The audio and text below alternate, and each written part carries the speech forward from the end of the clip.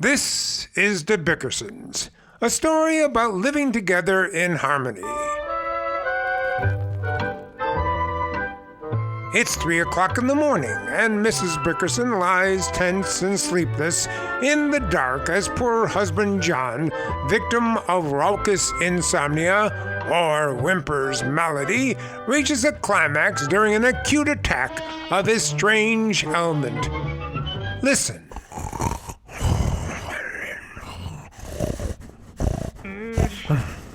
He'll stop now. I know he will. Oh, dear. John, turn over on your side. Go on.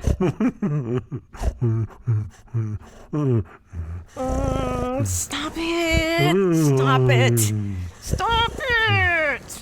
What is it, Blanche? What's the matter? What's the matter, Blanche? There isn't another woman in the world who'd sacrifice her youth and her looks to live with a man who rattles himself to sleep like a lot of old bones in a bag. What do you think I'm made of, John? Old bones.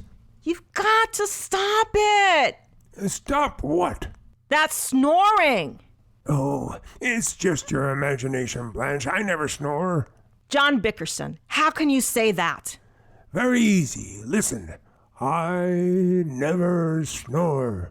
I never snore. I never.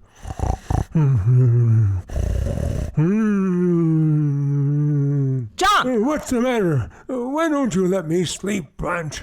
What about me? What do I do when you grind away like a buzzsaw? I never sleep at all. You were fast asleep when I came home from my lodge meeting. What time did you come in? Oh, I don't know. Put out the lights. You said you'd have one drink and get home at 10. Well, I had 10 drinks and got home at 1.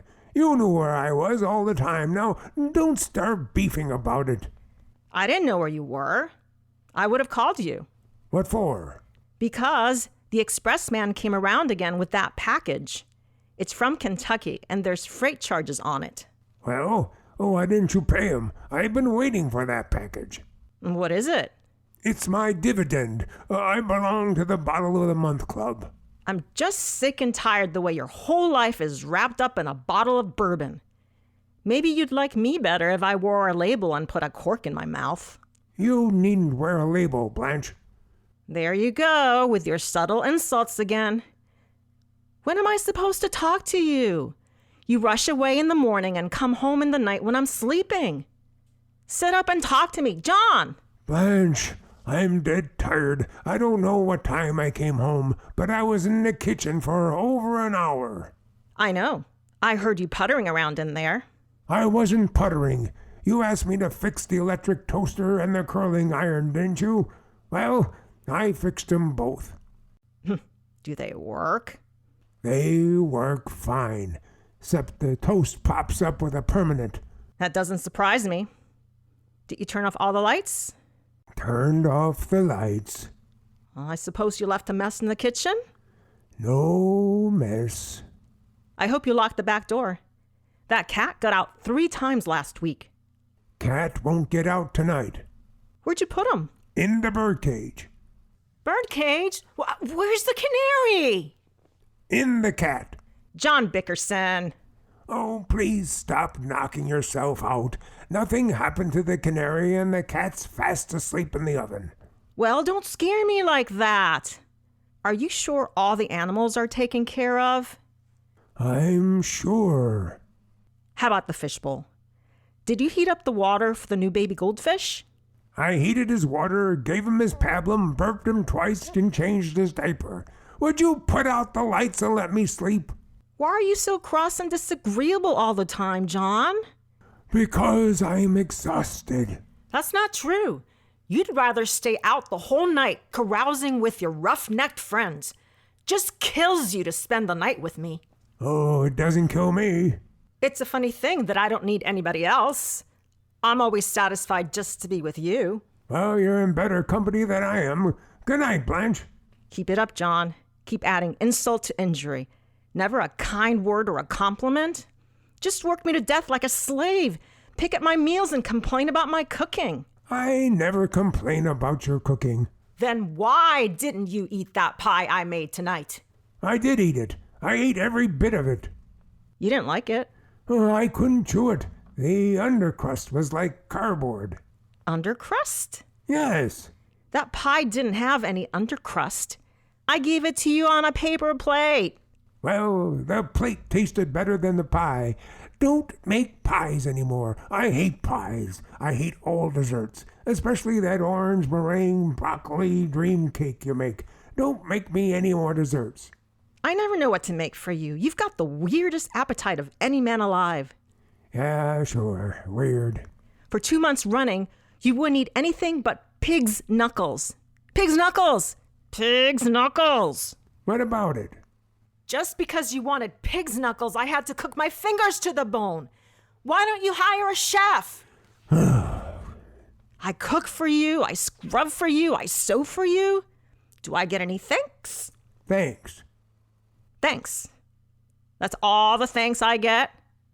No love, no affection. How I envy Louise Shaw. Her husband treats her more like a friend than a wife. Well, settle down, will you, Blanche? No, I won't. You think Louise ever makes breakfast for Mel? Huh, not that lazy lump. She makes him go to work every day without a morsel of food. Just a kiss for breakfast. Would you be satisfied with that? Sure, send her over in the morning. I mean, would you be satisfied if I gave you a kiss for breakfast? Blanche, I'd be satisfied with anything if you just let me get some rest. Answer me. Do you want a kiss for breakfast? Yes. Well, ask for it. Blanche, I want a kiss for breakfast. Well, don't do me any favors. I'll never let you kiss me again as long as I live. Not until you apologize. Apologize for what? What have I done? It's what you haven't done. You haven't told me you love me for years. Why don't you say you're sorry you married me? Because I'm not. Am I the only wife in the world for you? You're the only wife in the world for me. You're lying. Swear. I swear I'm lying. I mean, I'm not lying. Well, that's not a way to swear. Say it nicely. You're the only wife in the world for me. Really, John? Really. I wouldn't have another wife like you for anything. I wish I'd known more about you before we were married. Oh, you knew everything. I didn't know about that tattoo you have on your stomach. That's a real indication to a man's character. I wish I'd known. Now, wait a minute. I had that tattoo put on my stomach when I was just a silly kid. You ought to be ashamed of yourself. A hula girl with a big dimple in her chin. That dimple was there before she was. Don't go digging up my stomach at this time of the night. Well, why don't you have that ugly picture removed? Okay, I'll have it removed in the morning. You say it, but you won't do it. Have it done now. What? Go on, get out, get rid of that hula girl. Are you out of your mind? It's almost 4 o'clock in the morning. You'd get rid of her quick enough if you were married to Gloria Gooseby. Now, don't start with Gloria Gooseby. She'd holler plenty if you didn't do what she liked. I always do what she likes and she never hollers. I hate the sight of Gloria Gooseby. I never want you to mention her name again, do you hear me? Don't yell at me, I'm sick. Sick? Dr. Hershey told me there was something wrong with my head. You don't mean to say you paid a doctor for that? You make fun if you like, but I know I won't last long. What's the matter with you? Nothing. Are you really sick? So sick I could die. I think I'm poisoned. I've got the most awful indigestion. Call the doctor, John. Oh, you don't need the doctor. I'll take care of it for you. Lie still, and I'll fry you some radishes and hot sauerkraut juice. Radishes and hot sauerkraut juice? Finest cure in the world for indigestion. Lie still. John Bickerson, I don't want any of your insane remedies. You'll treat me for indigestion and I'll probably die of liver trouble. Listen, if I treat you for indigestion, you'll die of indigestion. Now, do you want me to help you or not? I'll feel a lot better if you just don't scream at me and tell me you love me. I knew you weren't sick. Tell me you love me, John. I love you. How much do you love me?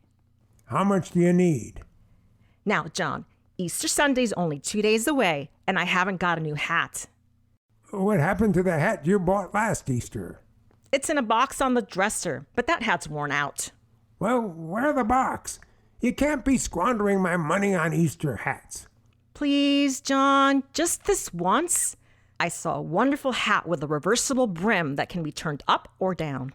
How much is it? $60. Turn it down. Turn it down, turn it down.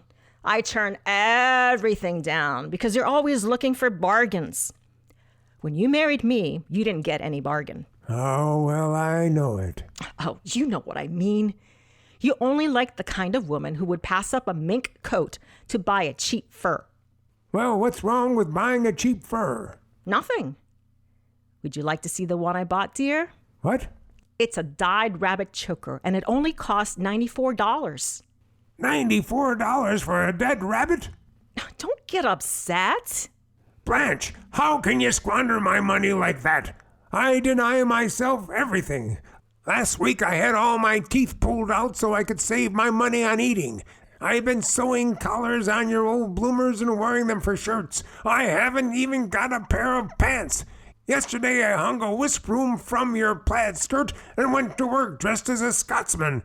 And she spends $94 on Easter rabbits. All right, I'll take it back. I never knew you could be so mean. Oh, take it back. I wish my poor granddaddy was still alive. He'd never let you treat me like this. All of a sudden, she's got a granddaddy. I never heard you mention him before. He was the best friend I ever had. I took his advice on everything. Oh, yeah. He could have settled a lot of our problems. I'll bet he'd tell you to let me keep that choker. How do you know? Because I know. And when I get to heaven, I'm going to ask him. Suppose he isn't in heaven. Then you can ask him. Good night, Blanche. Good night, John. This has been The Bickersons, a Naples Players Readers Theater radio production. If you have enjoyed this production, please let others know. You can follow us on Twitter, Facebook, and LinkedIn. And don't forget, you can always see what's happening at the Naples Players by visiting our website, www.naplesplayers.org.